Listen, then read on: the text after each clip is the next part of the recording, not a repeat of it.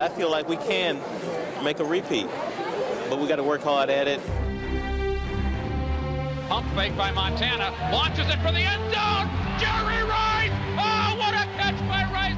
In Super Bowl 24, Jerry Rice finished with 7 catches for 148 yards and 3 touchdowns, as the 49ers won their second straight championship. We can do it again. We can do it again.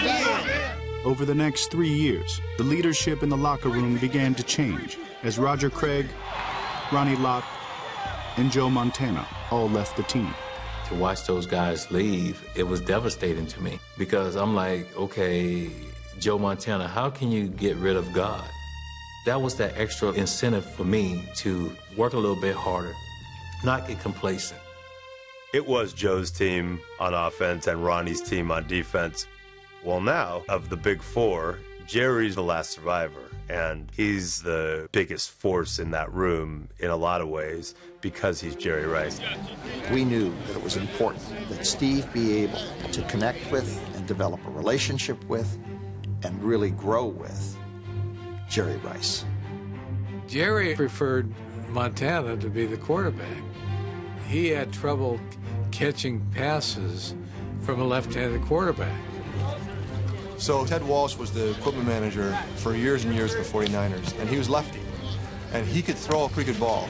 Literally thousands of footballs that Ted Walsh threw Jerry Rice to get him used to lefty spin. Jerry wore Ted out. You know, Steve was an exceptional quarterback. I have more touchdowns with Steve than I had with Joe, but being able to adjust with him, I just felt like I had weight on my shoulders. It was leaders like Jerry Rice that said, you're gonna do it. Everybody knew that if you didn't live to Jerry's standard, you weren't a 49er. Rice and Young did form a dynamic duo, but it wasn't enough to defeat the Dallas Cowboys in either the 1992 Dallas gets the turnover. or 1993 NFC Championship game. It is intense. Tell him what you're doing to Jerry Rice. You ain't doing nothing. I own Jerry Rice. Didn't like it. I did not like the Cowboys at all. It was a very intense rivalry. It's something you don't get over because if you care about something, you shouldn't be able to just get over it just like that. That's the incentive for you the next year. Dallas, your Cowboys are still champions. We won on Sunday, got on the plane Monday, I came to the Pro Bowl. Jerry Rice comes up behind me.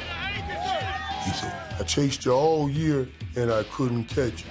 I want you to know I'm already training for next year. I was like, oh.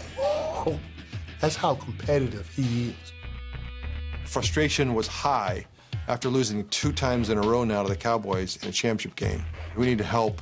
Deion Sanders is now a 49er. You hear about certain players, then you're like, oh my God, he's coming here? I don't know about that. I'm going to go out there and play ball and have a good time. I was a little curious if he would be able to come in and do it the 49er way because we work hard every day.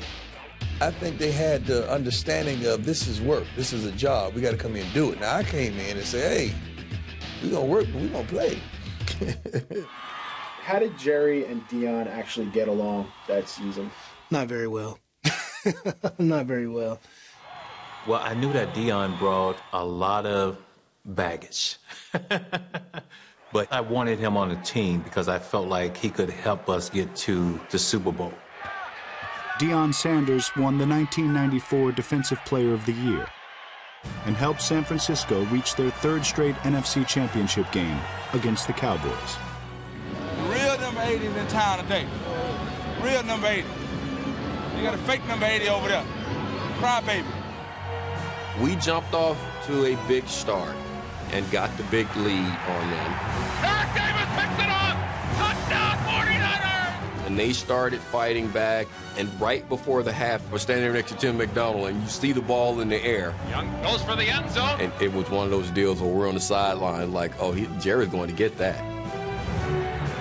Rice is out there. Touchdown 49ers. Rice beat Larry Brown. That touchdown sort of let them know, not today. The 49ers were on their way back to the Super Bowl. All they had to do now was get along with each other in Miami. Deion and Jerry had very different approaches. Jerry was always grinding, always serious. And Deion, I think, injected some showmanship and some fun. When we went to the Super Bowl, Deion's out on the town. And the coach is talking about, well, some guys missed curfew, I'm going to find them. The players in 49er style said, no, coach, we're going to handle this one. And as soon as that door shut, it was Deion and JR. Hey, look, we're not here to hang out or just to have a good time. We are here to win the Super Bowl. So I stood up and said, hey, you know darn well we're going to beat the brakes off San Diego. If we were home, we would be going out on a Wednesday. I can understand if it's Saturday, but this is Wednesday. Everybody calm down. We got this, all right? That was the first time that I had seen the two of them, like, really getting upset and really going at each other and really being upset, like, to where they could come to blows. There was a lot of pressure on that team. I think Deion correctly understood this team is tense and stressed, and if they could loosen up and just be great, it would help them. But try telling that to Jerry Rice, whose entire career is based on the foundation that you grind harder, you outwork people. Try telling Jerry Rice to take his foot off the gas right before the Super Bowl. You have some teams where you just go out there and you just hang out and you have a good time. But when we go out there on the football field, we work.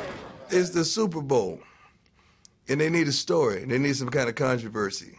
Super Bowl that we're going to win by at least 20. And what else? What other story is there to say Jerry and I had conflict? The biggest story should have been that I had a Lamborghini delivered to me in front of the hotel. That was the story. Once the Super Bowl started, the only story was how dominant the 49ers were. They fake it to Floyd. Young to the air. He goes to Jerry Rice. Touchdown, San Francisco. Rice caught 10 passes for 149 yards and 3 touchdowns, despite injuring his shoulder. The injury was so bad, he needed help from a teammate to buckle his chin strap. He is, in many ways, the heart and soul of this football team. Young, quick pass, slant in, Jerry Rice, another touchdown! Wow, what do you say? 3 Super Bowls, 28 receptions, 512 yards, 7 touchdowns. Jerry Rice is the best. Jerry, where are we going? We're going to Disneyland. Maybe 3 days after the Super Bowl, I went back down to the facility. No one was there, just empty. And I peeked out the back, and Jerry's out there running routes. There's only one guy that does that. He was the greatest player ever played the game. I would say that little story maybe tells you more than anything about maybe why.